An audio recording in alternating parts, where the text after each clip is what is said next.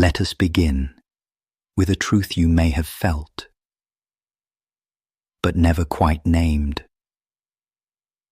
Control is not about domination. It is about certainty. It is the mind's attempt to create a map where chaos once lived. When your world lacked consistency, your nervous system adapted. It said, if I can just predict this next thing, I'll feel safe. So you micromanaged your schedule. You walked on eggshells around others. You built rituals out of routines, all in the name of control. But here's the paradox. What you thought would protect you became the very thing that imprisoned you. Control turned into rigidity. Structure became suffocation. And the freedom you sought, it slipped further away. Today, we will not shame your control. We will examine it, gently, precisely, like a craftsman studying blueprints. Because buried beneath that urge is a beautiful desire to feel safe, to feel seen, to feel stable. And there are other ways, gentler ways, to build that stability. Imagine for a moment that your inner world is a home, not one built by trauma, but one you're designing, room by room. The foundation, self-awareness, the walls, boundaries, the windows, perspective, the doors, choice. You don't have to live in the blueprint someone else handed you. You get to renovate. You get to reclaim.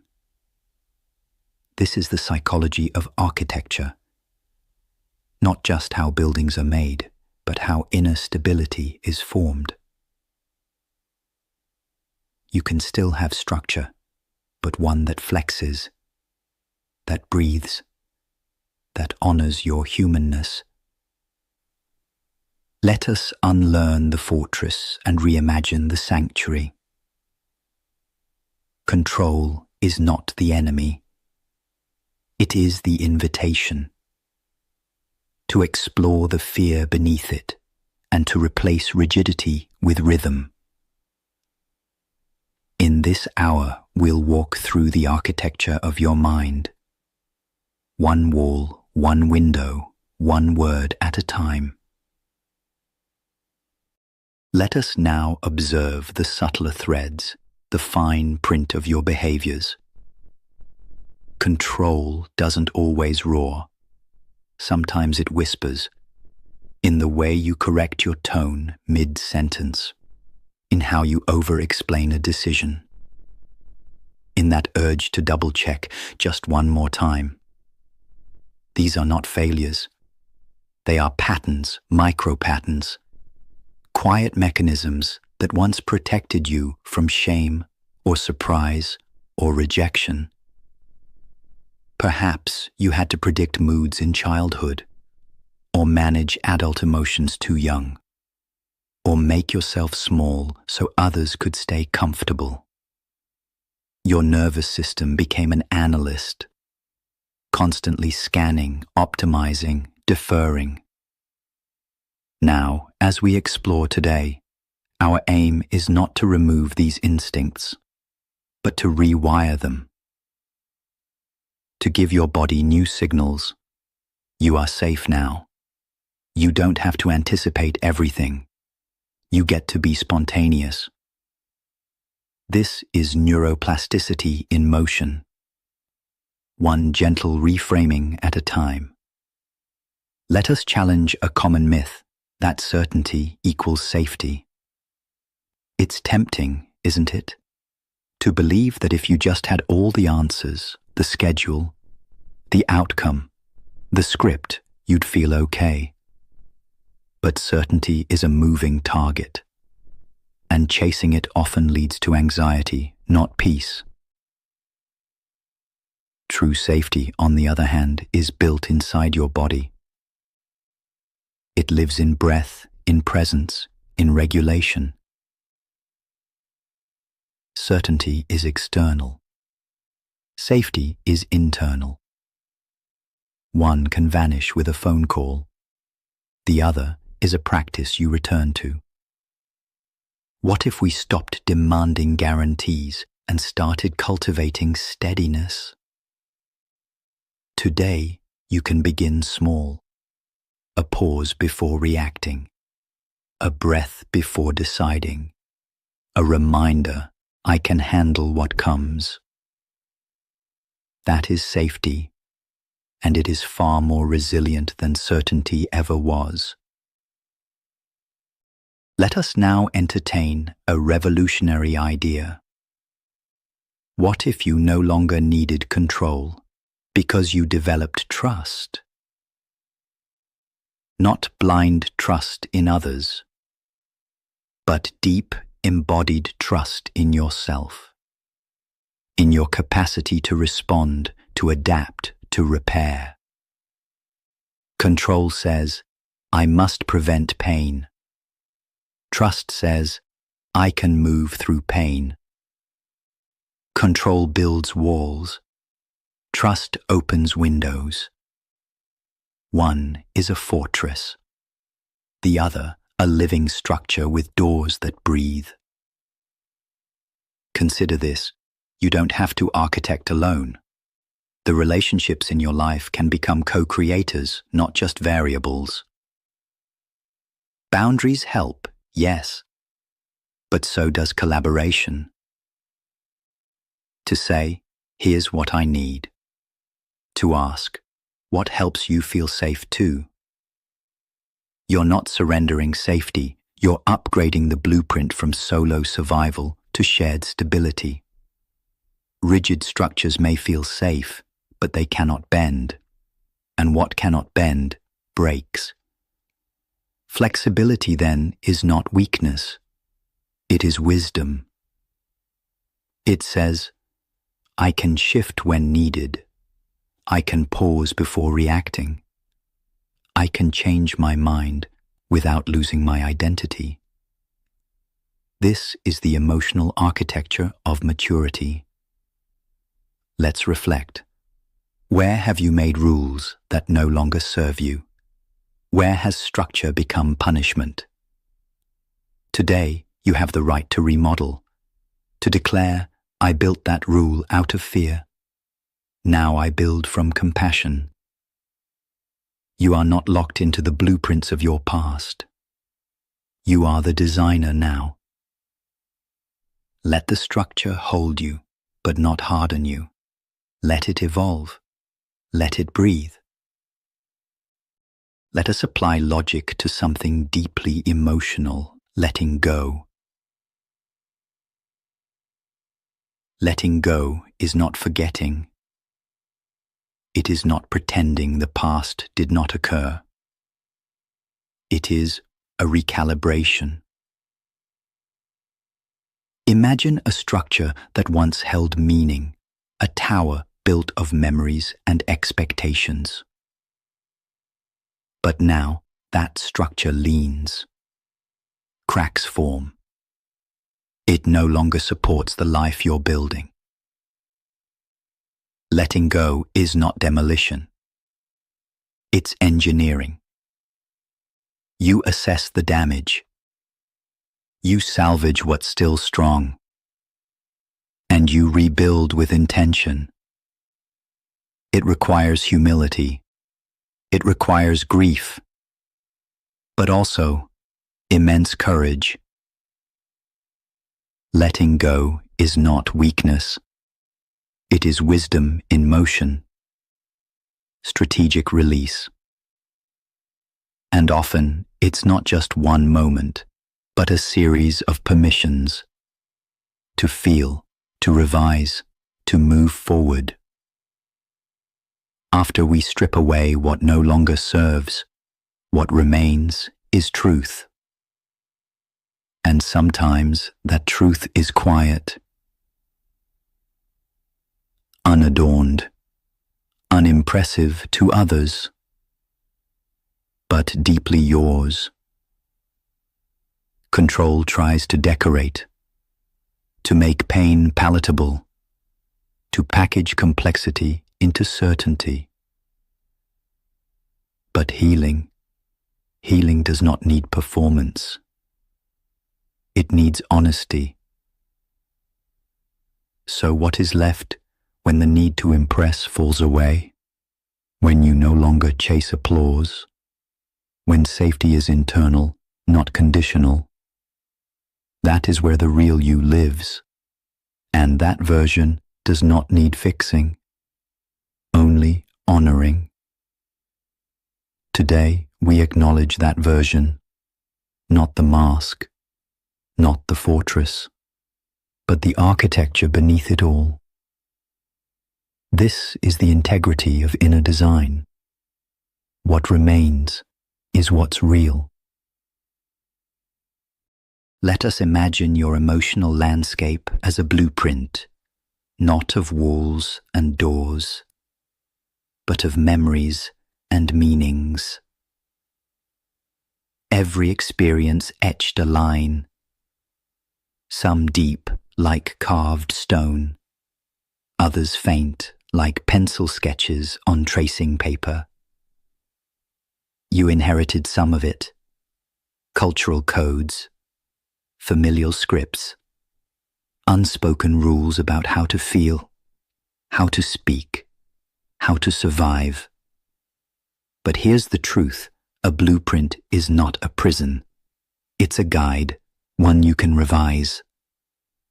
Today, we begin that revision, with curiosity, with precision, with deep respect for what once was necessary, but no longer serves you.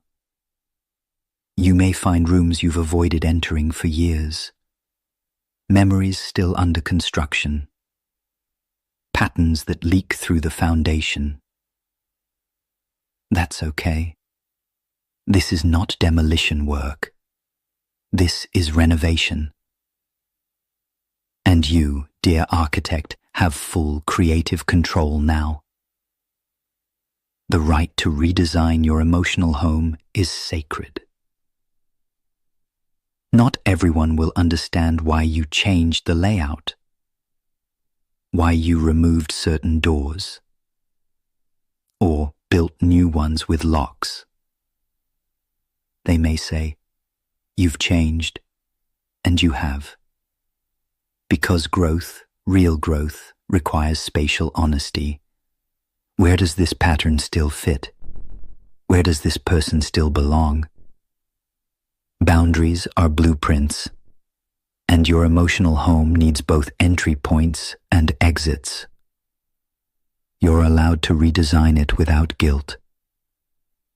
To say, this version of me needs more light, more quiet, more truth.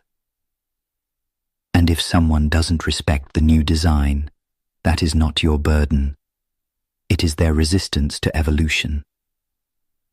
You don't owe the past a lifelong lease. You owe your soul a space it can fully inhabit. Let us clear the misconception that emotion is a deviation from logic. Emotion is not a malfunction. It is not a flaw in the code. It is data. It is signal. It is meaning in motion. When you feel something deeply, that is your inner architecture responding. Your structure is not broken, it is adaptive. Perhaps you were taught to suppress, to explain instead of express, to perform calmness while chaos brewed beneath. But the body remembers, and so do your systems. Today, we make room for that truth. Emotion belongs in every equation, in every decision, in every blueprint of healing.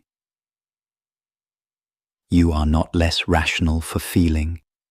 You are more complete because you are integrating, not fragmenting. That is a sign of profound intelligence and emotional fluency. With logic, we calculate. With emotion, we discern. Discernment is not mere preference. It is the wisdom that arises when head and heart are aligned. It whispers, "This dynamic drains me. This environment nourishes me. This pattern repeats, and I'm ready to revise it." Discernment does not always come quickly. It often arrives after we've repeated a lesson, again and again. But when it does, it is your clearest compass. It says, "You've seen enough. You've felt enough. You know what to do." This is where emotional data becomes inner authority. Today, trust what you sense, even if you can't yet articulate it, even if others don't validate it, even if it's inconvenient. That quiet knowing, that is discernment. Honor it. It has earned its place in your design. Let us consider the principle of balance, not as neutrality, but as stability. The world often pushes us toward extremes, all or nothing, yes or no, success or failure.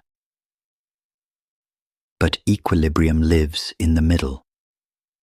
It is the quiet strength of the bridge between polarities. You are not required to choose between logic or emotion, action or rest, firmness or softness. You can live in the intersection and in doing so, build a more flexible foundation. Today, we challenge the binary. We make room for the both and. I can set boundaries and stay compassionate. I can speak firmly and still care. I can grieve and grow. That is emotional engineering at its finest. No longer reactive, but responsive, deliberate, and whole. Imagine the self not as an idea, but as a structure. Each choice, each belief, each scar and insight becomes a beam, a wall, a window. Your structural integrity depends not on perfection, but on cohesion. When you act out of alignment, you feel the wobble. When you compromise your values, you feel the cracks. But when you live in congruence, when your actions reflect your core, the structure holds. This is not rigidity.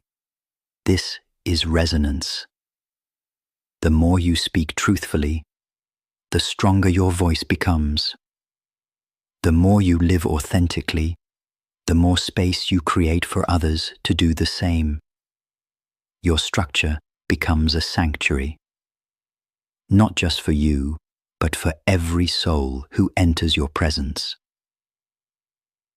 Today, reinforce that foundation, not with performance, but with presence, not with armor, but with honesty. There is value in slowing your thoughts, not to silence them, but to measure them.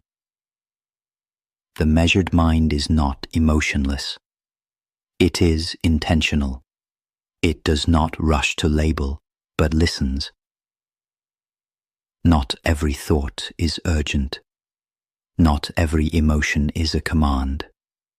Some are simply echoes, residual frequencies from a past you've already outgrown.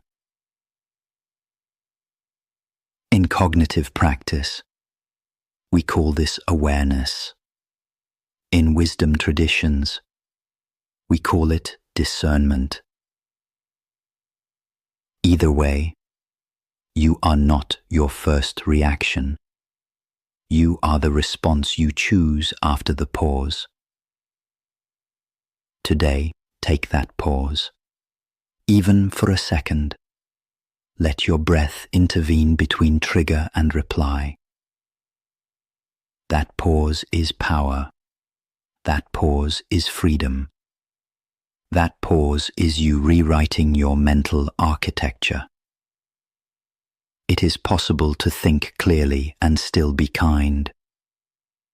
Compassion does not cloud intelligence. It enhances it.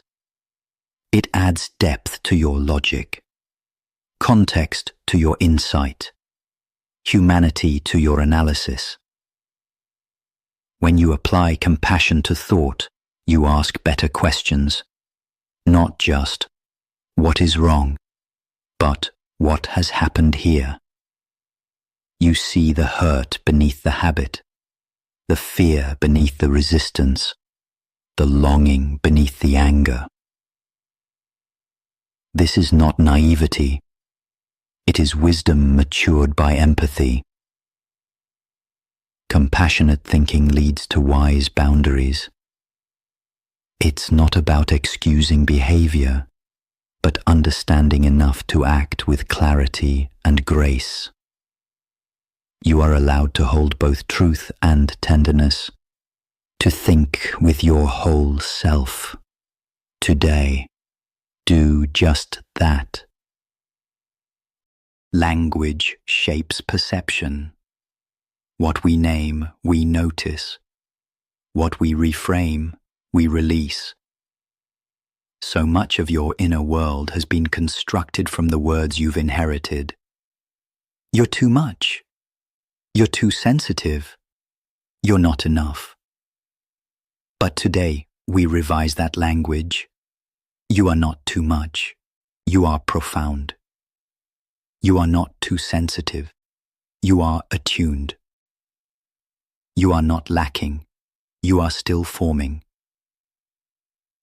This is the power of self-talk, of reclaiming your narrative with precision and dignity. Words build thought structures, and every word you choose with care reinforces the mental home you are designing with intention. So speak to yourself as if you were sacred architecture, because you are. Each phrase, each affirmation, lays brick upon brick in the cathedral of your becoming. Your mind is not a vacuum, it's an ecosystem. A living, breathing landscape shaped by what you consume, who you listen to, what beliefs you water. When negativity becomes the dominant species, resilience shrinks. When shame takes root, hope finds it harder to grow. But you can tend to this garden. You can introduce balance, light, nutrients of truth and gentleness. You are the gardener, and your attention is the sun. Where it lands, growth follows. Today, ask, what thoughts am I feeding?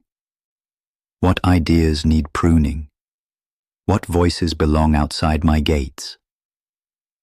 This is not abstract work, it is literal mental hygiene. Essential upkeep for a mind that deserves peace. Tend to your ecosystem. It sustains everything else.